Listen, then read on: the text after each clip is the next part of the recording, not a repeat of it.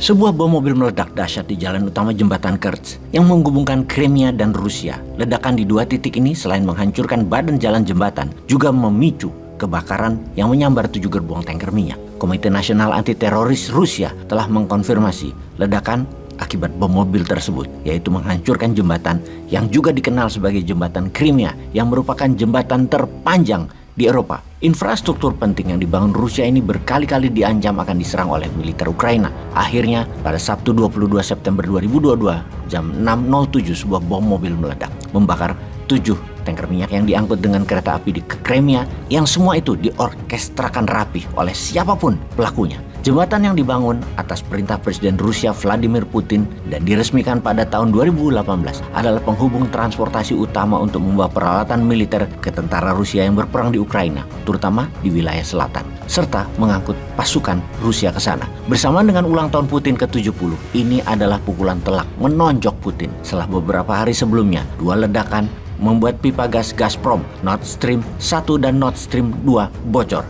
Kedua serangan bom sudah dipastikan dirancang dengan canggih, tepat, dan sukses. Keduanya memukul telak Rusia, yang bagi pengamat militer pertanyaan selanjutnya adalah apakah Putin akan memencet tombol nuklirnya? Kita akan menganalisa eskalasi perang Ukraina yang akankah membuat dunia di tahun 2023 menjadi lebih gelap dari ramalan pejabat. Kita awali dengan pidato Presiden Polandia Andrzej Duda yang mengatakan menyetujui Polandia sebagai tempat peluncuran rudal nuklir Amerika, di mana Amerika telah melakukan operasi intelijen besar-besaran tanpa terbaca oleh pengamat militer manapun, yaitu telah berhasil menempatkan senjata serang nuklirnya di Polandia. Jumlahnya belum diketahui, juga kemampuan jelajahnya dan daya rusaknya belum diketahui yang mana yang dikirim. Namun hal ini membuat Rusia berang.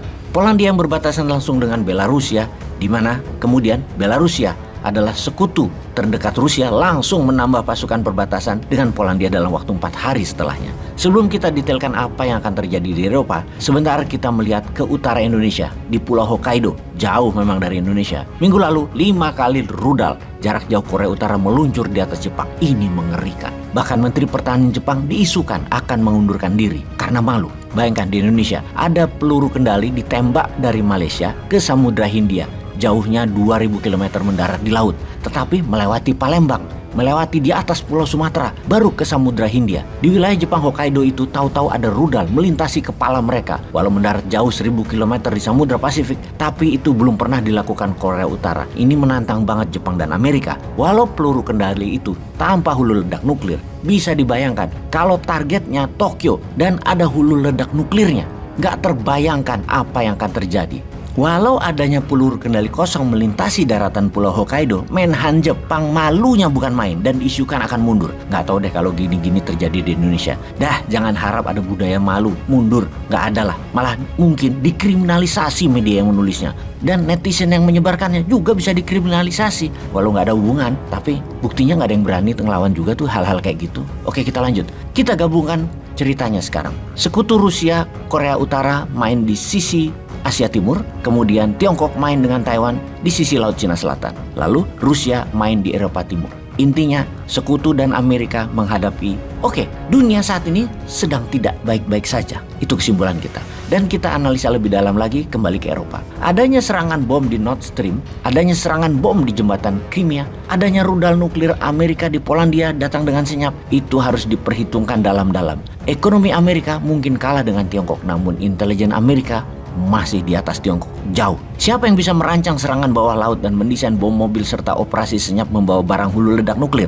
Kalau teringat zaman Pak Benny Murdani dengan rudal Exocet Prancis diambil dari Israel, dikirim oleh Indonesia ke Argentina sewaktu perang Argentina-Inggris perebutan Malvinas atau Pulau Falkland, di mana Indonesia main cantik 2 kaki. Diplomasinya pro Inggris, di lapangannya jualan senjata Prancis lewat Israel ke Argentina. Dulu Indonesia itu global player.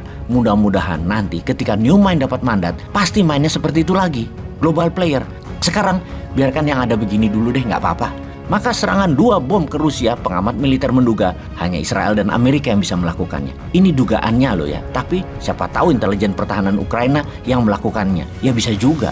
Sekarang bayangkan ya sahabat, bayangkan Demi Amerika bercokol lagi di Indonesia setelah selama ini kalah dengan Tiongkok di dalam menyedot sumber daya alam Indonesia, hingga nikel Indonesia misalnya, batu bara Indonesia misalnya, kan semua ke arah Tiongkok sekarang. Maka Amerika melakukan operasi intelijen demi mendukung calon presiden 2024 yang akan jadi boneka mereka. Salah, bukan boneka Amerika, tetapi American Boy lah, biar keren namanya. Mereka tahu tiap hari Indonesia itu impor minyak 800.000 barel per hari, di mana cadangan minyak Indonesia semestinya ya secara nasional itu 3-6 bulan. Namun sekarang jauh di bawah itu cadangannya, mungkin nggak ada seminggu.